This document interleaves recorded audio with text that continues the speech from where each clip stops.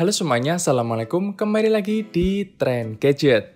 Kalau kemarin kita udah ngeliat gimana gaming performance dari Xiaomi Mi 10T dengan bermacam-macam jenis game, nah di video kali ini saya mau cerita soal kameranya aja, plus penggunaan Google Kamera buat kalian para fans dari Gcam. Yuk langsung aja kita mulai.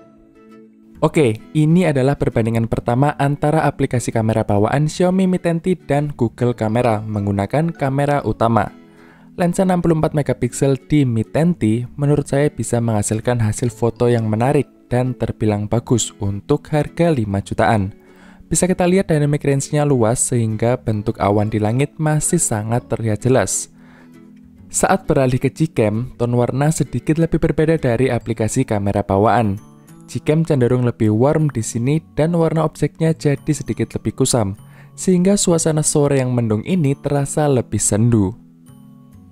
Beralih ke lensa ultrawide, di mana di sini terjadi pergantian posisi. Tone warna lensa ultrawide Xiaomi Mi 10T punya karakter warna yang lebih warm atau hangat dibandingkan dengan lensa utamanya. Meski begitu, dynamic range masih sangat terjaga, terlihat dari detail bentuk awan di langit. Distorsi gambar juga mampu diatasi oleh software kamera bawaan sehingga bagian sisi kanan dan kiri foto tidak melengkung. Beda hal dengan Gcam, ada bagian awan yang blown out dan terlihat hanya putih aja. Dan sangat disayangkan di bagian pinggiran foto masih terlihat distorsi, sehingga dinding rumah terlihat melengkung. Masuk ke foto indoor, baik software kamera bawaan atau Gcam sama-sama mampu menjaga kualitas detail gambar. Terlihat dari foto menu warteg yang menggiurkan ini. Kalaupun mau diperhatikan banget, hasil foto Gcam sedikit lebih detail daripada kamera bawaan di sini. Terlihat di bagian ayam kecap yang lebih jelas teksturnya. Berikutnya adalah foto di dalam mall.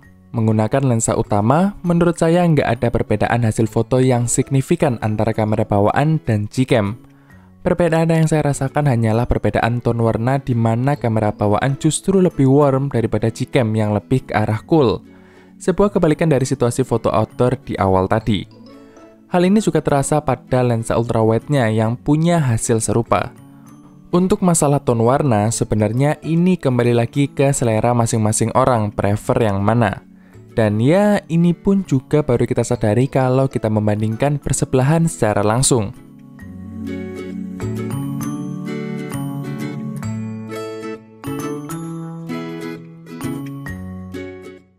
Saat saya bawa HP ini untuk foto outdoor lagi, ternyata hasil tone warnanya juga berubah lagi. Kamera bawaan lebih cool dan Gcam terlihat lebih warm. Jadi, bisa saya simpulkan untuk masalah tone warna tidak saklek atau random hasilnya. Kecuali kita pakai mode pro fotonya untuk menentukan white balance secara manual. Oke, istirahat dulu ya dari kamera belakang. Sekarang saya tes buat selfie. Secara mengejutkan, kamera bawaan lebih mudah mengatasi backlight daripada Gcam. Pada Gcam, muka saya terlihat lebih gelap dan warnanya nggak natural. Sedangkan pada kamera bawaan, hasilnya sudah siap untuk diedit atau bahkan langsung diupload ke sosial media. Walaupun nggak begitu sempurna detailnya karena masih ada sedikit efek halo atau garis putih pada bahu dan muka saya. Saya yang merupakan fans Gcam nggak bisa terima dengan hasilnya. Maka sekarang saya coba untuk selfie tidak membelakangi matahari. Dan beginilah hasilnya. Foto menggunakan kamera bawaan masih tetap bisa menerangi wajah saya. Sedangkan pada Gcam, wajah saya masih terasa lebih gelap daripada kamera bawaan. Dan anehnya, hasil foto keseluruhan seperti foto dengan filter vintage.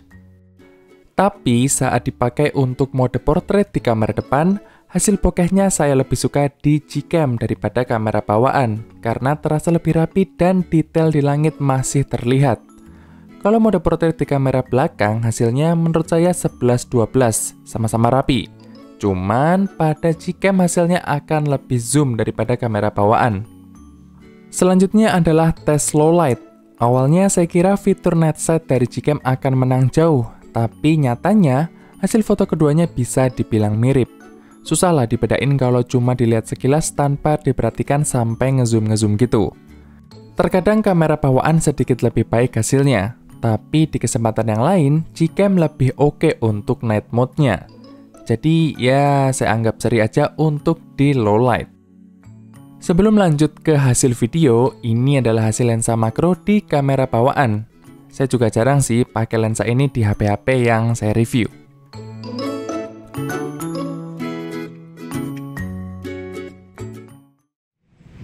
Oke, ini saya lagi nyoba kamera depannya Xiaomi Mi 10T di resolusi defaultnya yaitu 1080p 30 fps. Ini saya sambil jalan biasa aja, handheld.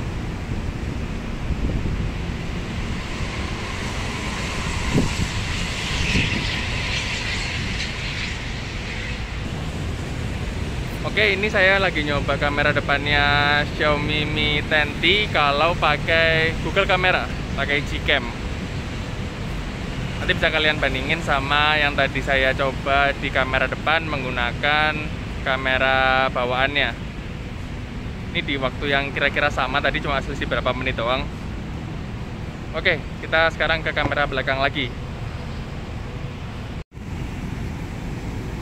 Ini adalah hasilnya Xiaomi Mi 10T kamera belakang menggunakan aplikasi kamera bawaan. Di resolusinya Full HD 30 fps. Ini kalau saya lihat emang cukup stabil sih ya. Ini hasilnya. Yuk, sekarang kita ke Google Kamera.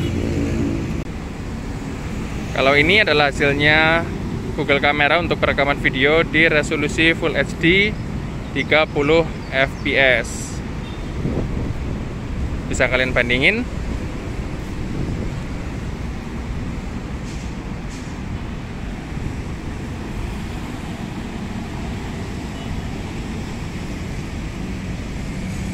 Oke. Ini untuk perekaman video Xiaomi Mi 10T menggunakan kamera ultra wide dengan aplikasi kamera bawaan.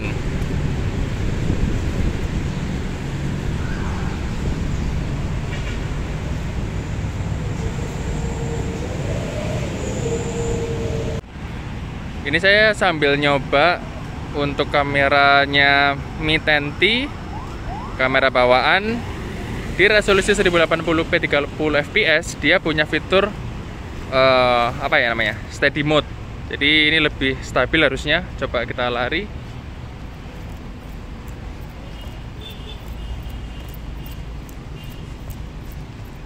Oke, kayak gitu. Coba kalian nilai gimana kualitasnya tadi.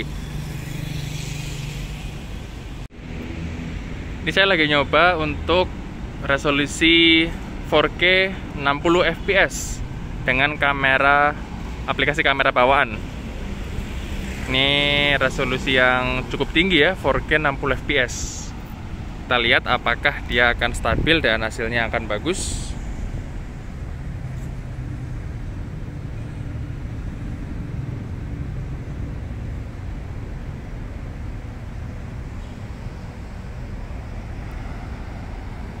Oke, dia agak lambat ya untuk autofokusnya. Sekarang kita ke Google Kamera. Ini adalah Google Kamera 4K 60 fps. Sekarang kita akan coba bandingin sama yang tadi pakai kamera bawaan.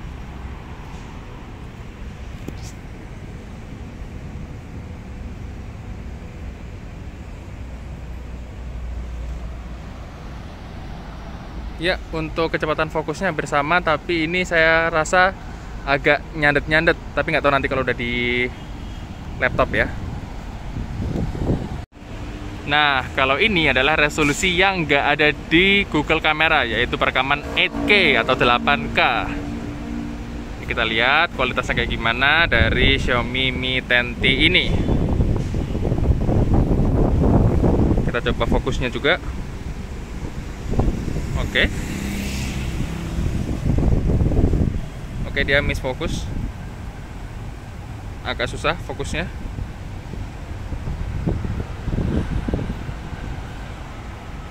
Sip. Oke, kita masuk ke kesimpulan. Menurut saya Xiaomi Mi 10T punya kualitas dan hasil kamera yang memuaskan untuk harganya. Pilihan lensa kameranya cukup fleksibel dengan hadirnya lensa ultrawide dan makro. Meski memang belum ada lensa tele yang bisa jadi lebih penting buat sebagian orang. Adanya fitur-fitur tambahan seperti foto clone atau video clone tentu bisa membuat pengalaman kamera di HP ini menjadi lebih menyenangkan. Kalaupun ingin dipakai lebih serius, software kamera Xiaomi Mi 10T juga menyediakan fitur Pro untuk pengambilan foto maupun video, which is very nice to have. Untuk Google Kamera, ya untuk saat ini saya masih belum bisa bilang pakai Gcam lebih enak ketimbang kamera bawaan. Karena saat video ini dibuat, saya masih belum bisa menemukan aplikasi Gcam dan settingan yang memuaskan. Saya nggak tahu ya apakah sensor IMX682 ini susah dibikin settingan Gcam-nya atau gimana. Soalnya Poco X3 NFC yang punya sensor yang sama juga nggak terlalu memuaskan hasil Gcam-nya.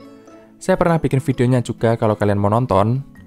Jadi ya untuk saat ini saya cukup berlabuh dulu di kamera bawaan.